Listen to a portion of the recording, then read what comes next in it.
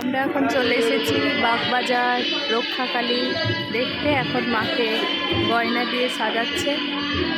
দেখুন খুব সুন্দর রূপোর গয়নায় সাজিয়েছে মাকে, দেখতে দারুণ লাগছে। চারিদিকে ফুল দিয়ে মণ্ডপ সাজিয়েছে, এখানে বসে আছে। বাইরে বিভিন্ন ধরনের লাইট, এখানে মা শাশুড়ি মাতা সব বসে আছে। বাইরে সানাইয়ের আওয়াজ বাজছে। আর দুই দিকে রাস্তার দুই ধারে সুন্দর ডিজাইনের লাইট লাগিয়ে দিয়েছে। এই হচ্ছে সেই মণ্ডপ সজ্জা যেখানে বাগবাজারে পুজোর হয়।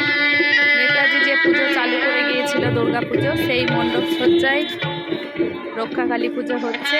আজকে রাত্রি 12টার পরে হবে পুজোটা, এখন তাই মাকে সাজাচ্ছে। এই হচ্ছে বাইরের দিকটা। ধন্যবাদ, সকলে ভালো থাকবেন ও সুস্থ থাকবেন।